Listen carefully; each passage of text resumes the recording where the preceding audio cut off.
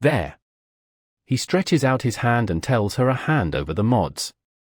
Later on, climbing the stairs, Igon says that this disguised Mon, one of the 13 new ones he received, seems pretty good.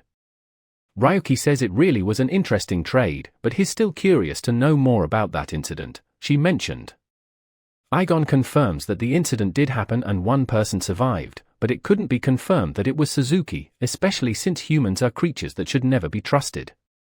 Ryuki agrees, and as he's coming out in the sewer, he says they should be near the Hotel of Pleasure, which is a safe place to exit. But as soon as he tries to leave the hole, there's that blonde guy looking kind of messed up. Ryuki goes up to him to see what happened, wondering if the guy was drunk. But that's when he sees there was a digital drug installed on the guy's neck, Phi. The area is known as the Pleasure District, so it makes sense someone would use something like that there. Suddenly, he hears someone approaching and takes off running. A guy with a white jacket tossed over his shoulder, full one-piece style, says that apparently this one's gonna be a real handful. Igon immediately notices they're wearing the same clothes as the guys who are watching our boy through the window before he entered the shop. That the guy in front with red hair says that this bastard keeps making them run back and forth all the time. He grabs the blonde guy by the neck and says the bastard ran here after stealing what belongs to them. Smacks him in the face while Ryuki is just hiding there, watching everything go down. The redhead tells them to grab the guy and take him, light a cigar and asks if they lost the target. The guy next to him apologizes but says they'll start tracking again and will find him soon. Apparently they're actually hunting Suzuki, says that bastard is extremely cautious, but it's all good since the client just asked them to keep an eye on things for now. The guy is told to head back to Draishing Street and keep watch. He complains that keeping watch there hasn't really helped much. The boss crushes the cigar and tells him to just do what he's told. That's when Igon comments that this wasn't Suzuki's doing. Both of them seem to be targets right now.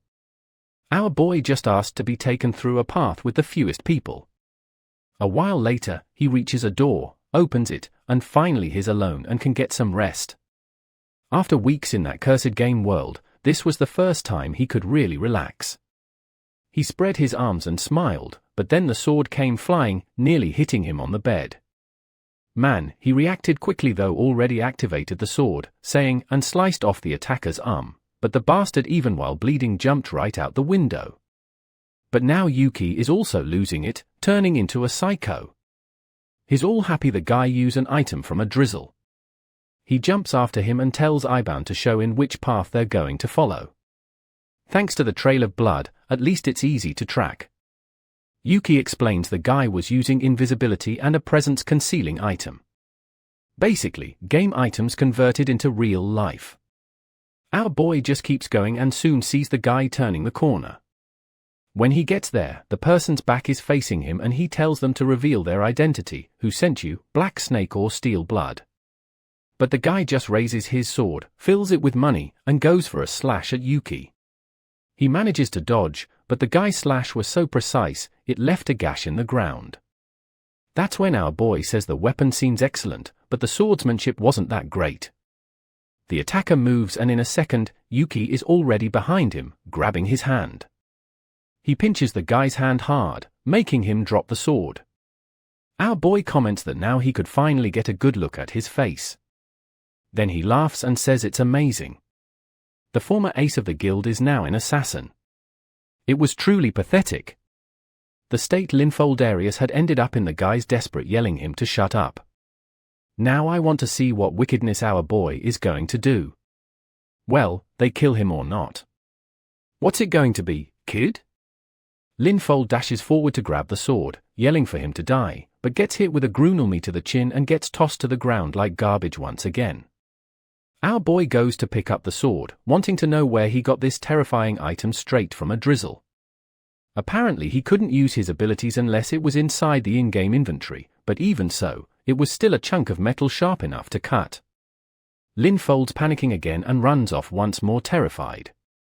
But man, Ryuki just chases after him and saying that wasn't the best choice. Linfold is trying to understand how that bastard got so strong and tells himself there must be some kind of solution. The kid might be strong and getting famous, but in the end, he was still just a nobody. That's when people nearby start looking around and seem to recognize Linfold. They ask why there's blood on his hands.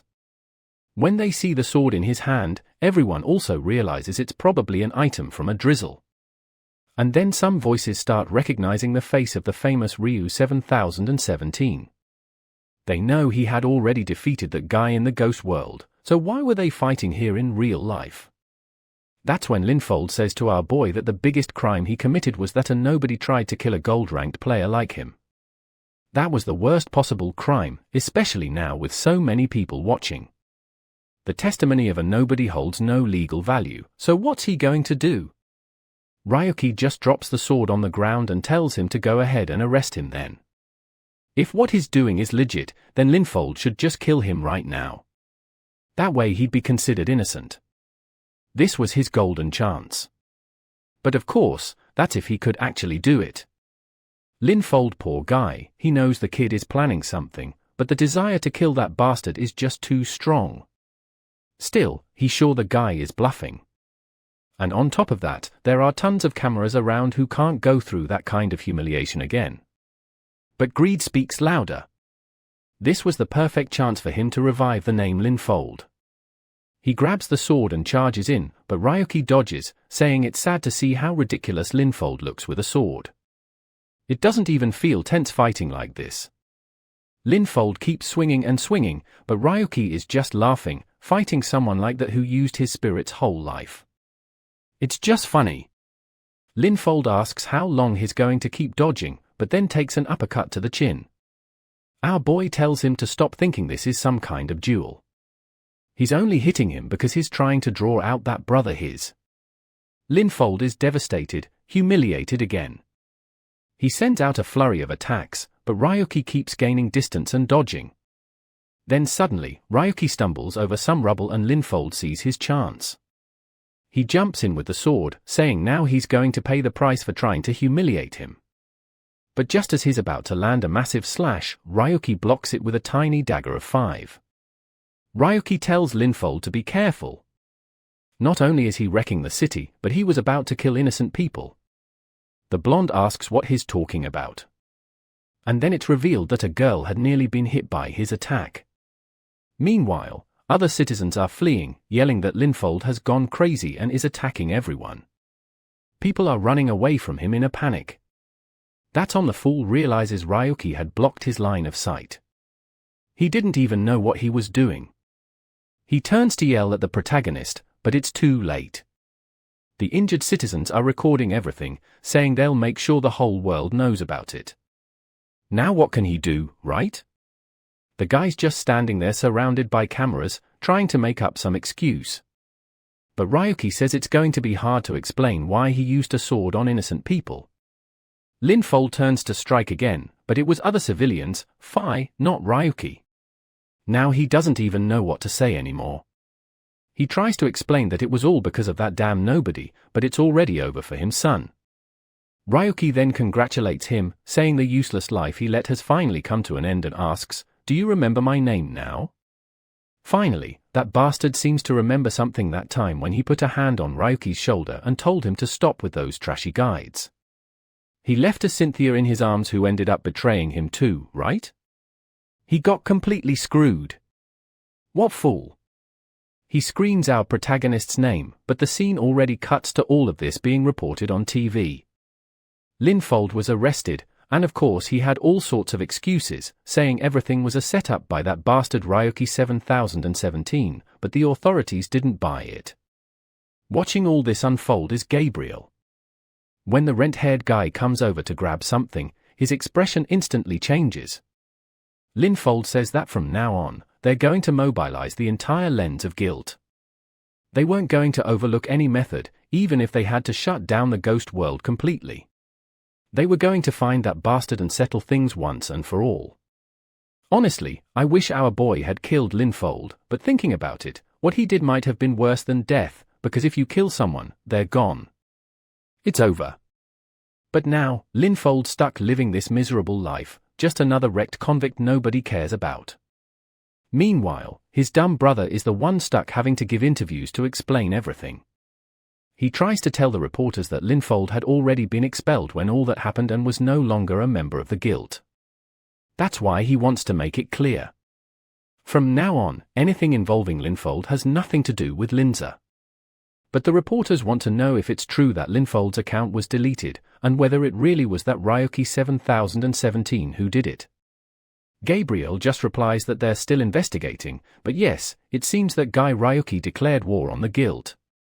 And not only that, a power that can delete data from a game is extremely dangerous. That's why he's now considered a risk factor, and they're going to mobilize all guilds and resources to take him down. He tells the citizens not to worry. Linza will protect the ghost world at the very end. Ah, sneaky little thing, you're trying to paint our boy as the villain now, huh?